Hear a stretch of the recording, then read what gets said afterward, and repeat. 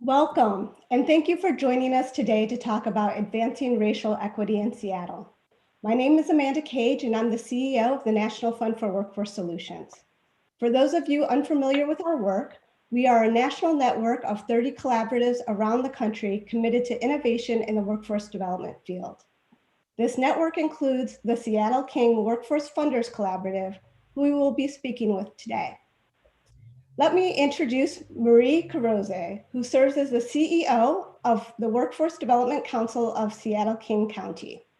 Marie has decades of policy expertise, including strategic partnerships across government, community, and philanthropy. Prior to joining the Workforce Development Council, Marie developed and led the Port of Seattle's workforce development initiatives designed to increase equitable access and career opportunities in construction, maritime, aviation, and other port-related industries. Her previous experience includes the Paul G. Allen Family Foundation and the City of Seattle, where she led initiatives focused on equity in workforce, organizational change, and sector-based workforce development strategies.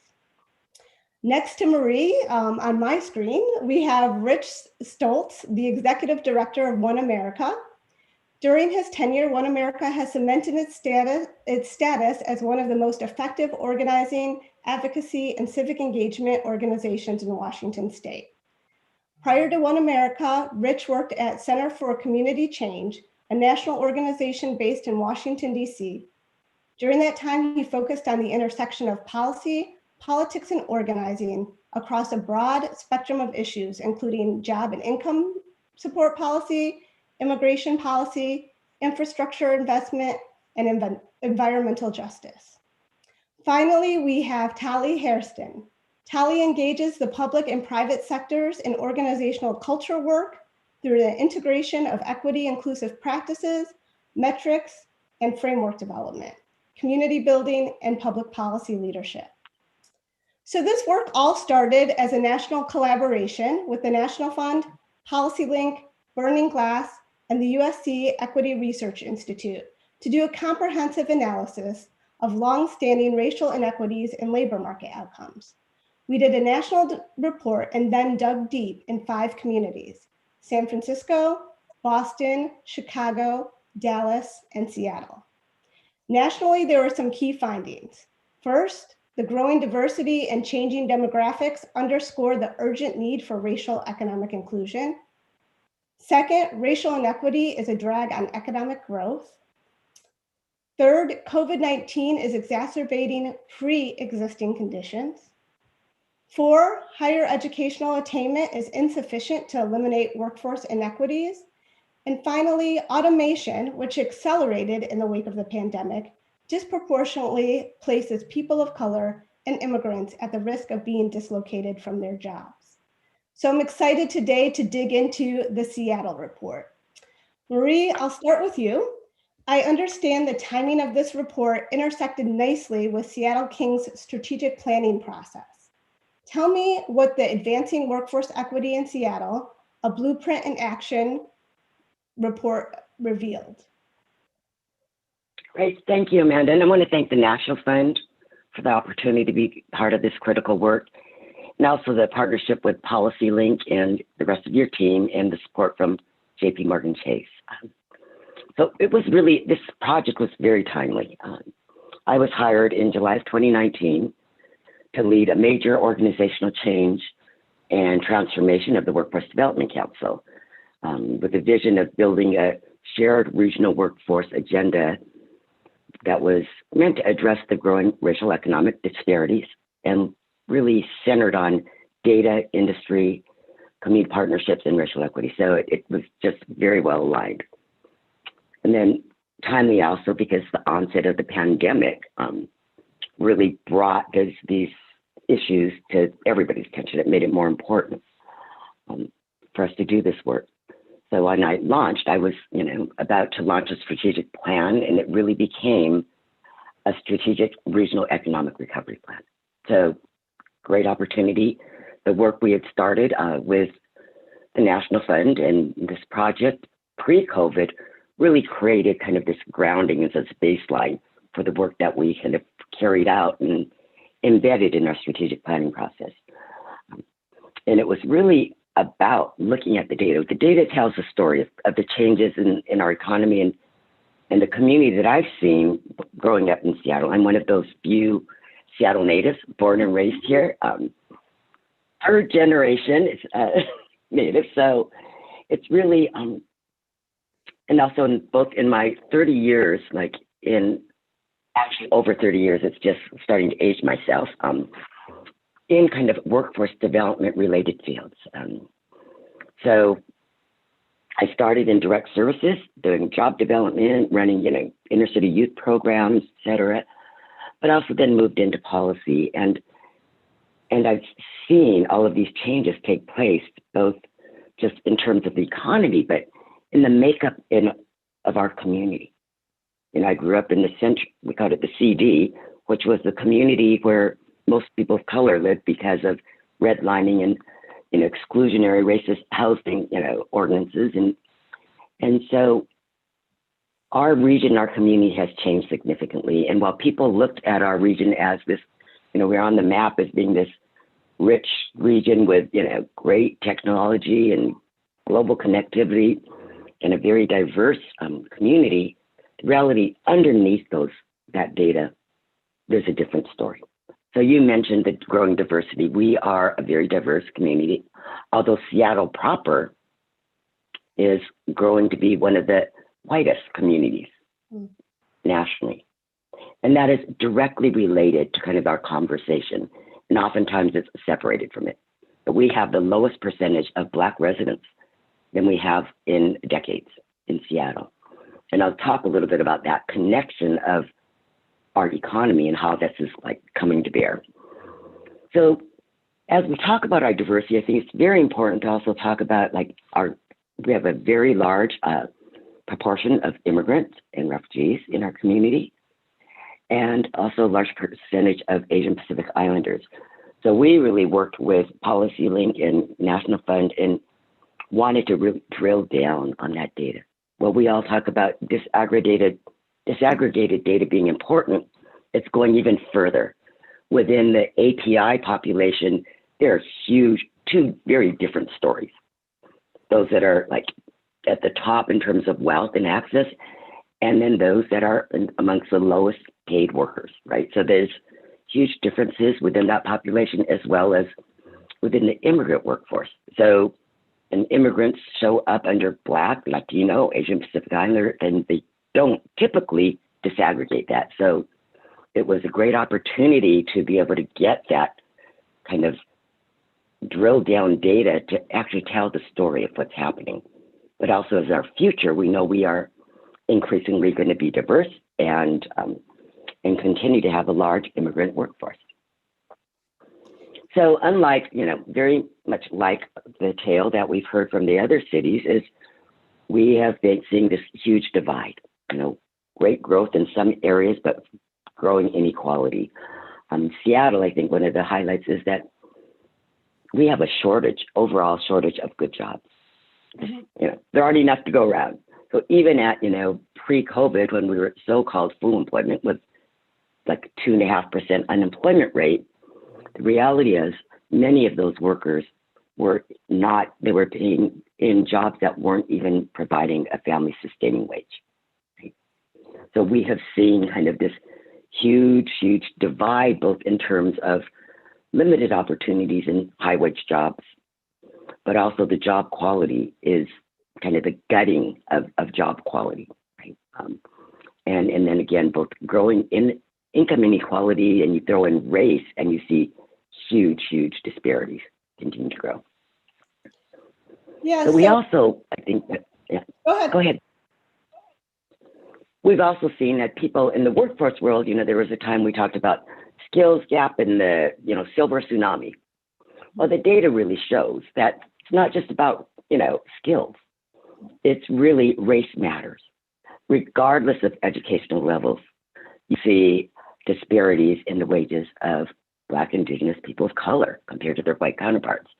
And in the good jobs that don't require a post-secondary credential, you're seeing white workers are overrepresented in those jobs.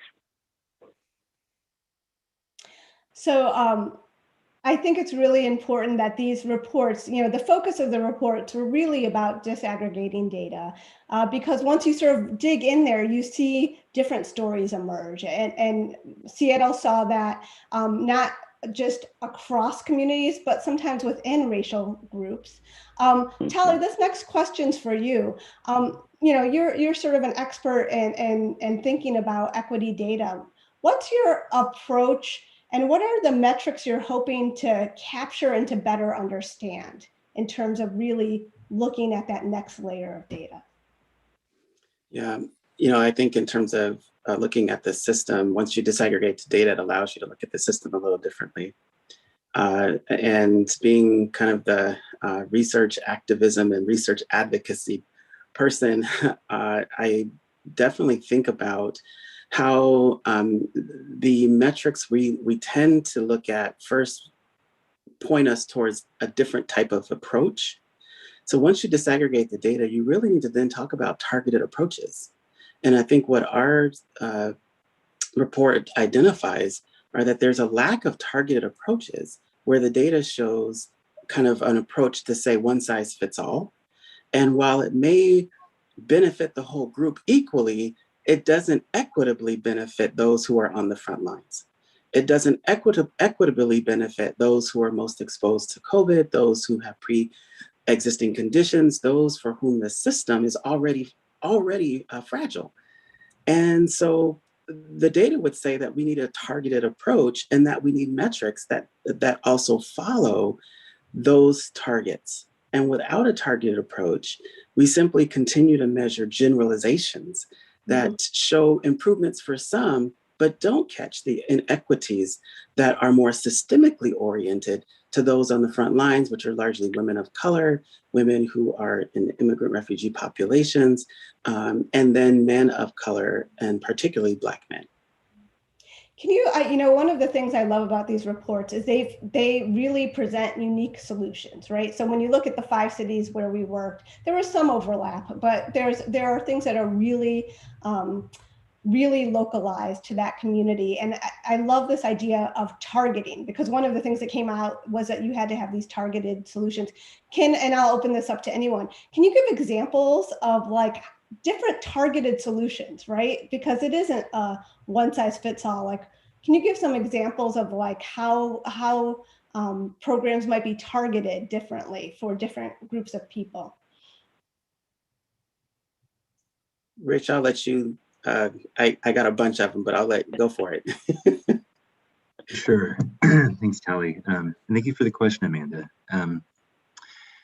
For example, when we're talking about immigrant and refugee communities, I think there's often, it's often not the case that workforce development systems are thinking as deeply about the importance of language access and different kinds of language access, what implications that may have for their own staffing, for their approach to community outreach, making sure community members even know what kinds of systems are available.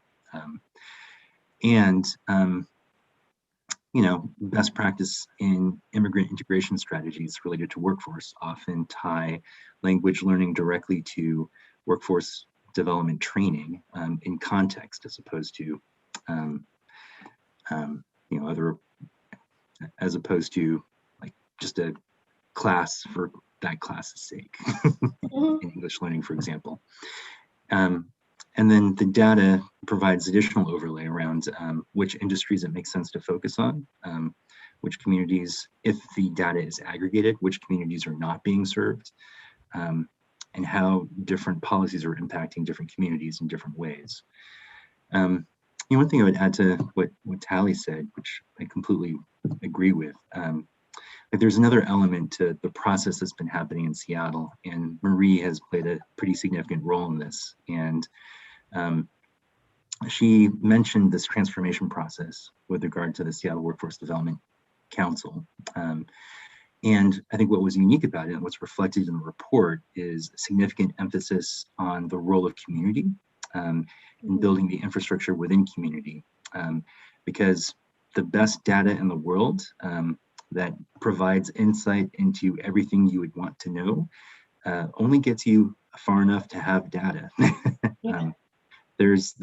there's also the element of political will, especially when you're addressing, what has often been the case in the Seattle area, the siloization of strategies, which is different than targeted strategic approaches. And what is actually particularly important from the perspective of community organizations like ours and others is, how do we make sure that the data is transparent and available to the public in a way that folks can understand it? What's the connection to accountability, and what's the strategy around sustaining community engagement so that agencies that are designing and implementing workforce strategies are embedded and connected and accountable to community in addition to business and other stakeholders. And I think that's what's particularly exciting about the work happening here in Seattle now. Yeah, I appreciated the elevation of community engagement came out very clear as a strategy in Seattle. But what does that look like? What does that look like to partner with communities in Seattle? And that's open to all of you. I know you all do deep partnership work. So what does that look like on the ground? Well, I'll start that conversation just to say that I think what that looks like is, while we use the term community engagement, oftentimes that is just meant talking to the community once we've already decided what is the best route. Instead, what we're talking about by community engagement is we're seeing a more elaborative approach to community engagement, which includes community building, right? Where the community is built by and through the project. And so there's investment and ownership by the community in the ideas and in the implementation of those ideas, and even community-based organizations taking lead on certain aspects of the work. Marie? So absolutely. I mean, I think as they both spoke to, we could look at data and we could develop our own solutions. And we know how that's played out. We still have disparities. We have, so that different data works in different ways, but it also takes the time and really valuing and investing in community. So often community folks, especially during the pandemic, every BIPOC leader was asked to sit at people's tables to provide input, but not provided with real authority and power and information and time, right? So we really were intentional about kind of slowing down and actually even saying some of these strategies are still in development because, it's really about partnering in a way. And part of our investment in our plan is really to invest in, we call it kind of the localized policy link, but it's a BIPOC community-led research and data shop to help really drive some of those solutions. Rich, do you want to get in on that? Sure, I'm trying to think of something like different to say. But I mean, it means actual relationship and real respect for the relationship. And so, that means that, just like you wouldn't surprise somebody with, like a question that would require them to read a 30-page document and get back to them like the next day. It's like things take time, things require respect. There needs to be an understanding of the community. There needs to be a reciprocal relationship that's also mutually accountable. It's often the case that so much is happening inside an agency that the kinds of community engagement that can actually make a difference get pushed to the very end of a process, or they tend to forget, like issues like language access, like transportation access, other things that get in the way, and there's less attention to the kinds of mechanisms necessary to ensure like authentic and robust engagement. The other thing that I think is very interesting about what's happening at the Workforce Development Council is the building out of a racial equity committee within the council, as well as a commitment to a community advisory committee. And constructed in a way that actually is respectful of the participants. The target population for folks that would serve on that committee are actually people who would be receiving services from the Workforce Development Council through its grants and contracts and other work. And so, I think it sets a goal for all of us to aspire to, that people directly impacted by these issues that could directly benefit from these strategies are helping to shape them. Marie, can you talk a little bit about that? Because I think we all value worker voice, right? But people don't know how to incorporate that worker voice. And it sounds like you've come up with at least a couple of ways that organizationally you're thinking about how to make sure those voices get included. Can you just talk about, and I think it's very unique for a workforce development board. So can you talk a little bit about what that looked like for you? So we are, I was charged with create this community advisory council when I started. We can't until we look at our processes, our structures. I mean, it's like, how do we do this in a way that we're not tokenizing folks and bringing them to the table? So working in partnership with our communities and also understanding investment to support community stakeholders so that they have the information and the power to kind of come up with those. So we are still working on what that's going to take and also developing an investment strategy to make sure that I just will not bring folks into a meeting and throw policies at them, right? It's how do you really have those in an authentic way that supports kind of them as they're kind of participating, but also values their time and their expertise. Yeah, and I think one thing that's important to also think about is the Workforce Development Council's major source of funding is federal, Workforce Investment Opportunity Act funding, and most of what we're talking about in this conversation is not funded by WIOA, right? And and there is a significant collaborative effort underway to really try to shape the strategies ahead. And how do we make sure that there's authentic community engagement that's resourced? How do we make sure that there's authentic impacted individual engagement that really respects people? And those are the things that it feels good to be part of in terms of figuring out as we go. So I know everybody in this room is very solutions oriented. So what happens now in Seattle? We released these reports just a little less than a month ago. I know there's a little bit of sharing, locally sharing those reports with folks, and curious if you can talk about what's the next steps for you all. So I would say that part of it is we are looking at implementing. So actually finding ways to blend dollars and also leverage our dollars to be able to take in some of those initial steps, but also working very closely with community stakeholders around building out that capacity and what it's going to take so they are at the table and to help lead this work.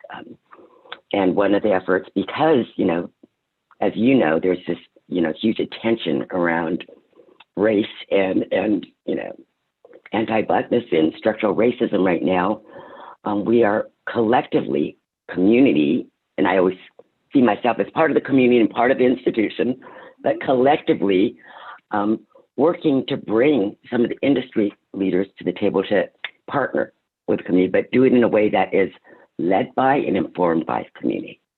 So I would say that's, we're looking at IT starting instead of just a traditional sectoral strategy, really informing that and launching that with a BIPOC IT leadership summit to call up, because we know it's not just skills. It's about, there's been housing affordability is just, housing is unaffordable in Seattle now. And part of that is because of the growing IT presence. So how do we have those conversations about entry, access, but also retention and promotion, right? In that sector. So it's very diverse, but really having the voices of the community help come up with those solutions in partnership with the IT leadership. that's one area. And continuing to bring in other stakeholders on some of the other population-based strategies. So I think the regional plan was intended not to be our plan. It was intended to help be a regional plan that starts aligning kind of resources in a different way. And to just add to that, I think my head always goes back to, is there the political will to actually do it? So you look at the data, it tells you a story. Do you believe the story? This is a question for elected leaders and other folks that have authority to make these decisions. And two, are you willing to actually use your political capital to address what the story is? I think there's a lot of work in that space ahead, but I think the different structures we're talking about putting into place, moving like aggressively on COVID relief and recovery is a key component of this as well. And one thing about the data is, to the extent that it's regional, that it's looking at a lot of different communities and is a tool for the Workforce Development Council to track the impact that various institutions are having on the community through this lens of racial equity, I think can be a significant advance in terms of the tools available to community, as well as elected leaders and other folks with authority that have political will to do something about it. Tali, do you have any comments? I think as well as Rich and Marie have stated, that the implementation based on political will is also based on community will. The community is tired. They have this has been one hell of a 12-month roller coaster, and there are issues related to support services, like the fact that daycares have closed in our communities more than any other. So we have families who are educating their kids at home and babysitting kids and trying to work and trying to start careers. And so there must be care and concern for the support services that go into our communities, so that community will build for a regional approach to workforce issues. So I have to thank you. One of the things that I really, again, appreciate about these reports is it's going from the rhetoric to the real, right? And I love the conversation about political will. Like, now that we've actually formulated stuff, how are people willing to move and work and move forward? So thank you for bringing that to the forefront. I want to thank you all just for your work and your leadership on the ground. We did not write these reports to sit on a shelf, but to be a catalyst for action. And it sounds like it's a catalyst for action. I want to make sure the audience knows that the reports are available online. You can go to nationalfund.org, and there's a banner across the top. You can just push the button and get access to the reports. And if you want to learn more about the Seattle King Workforce Funders Collaborative, go to SEAKINGWDC, seekingwdc.org. And thank you all for joining us today. Thank you. Thank you so much.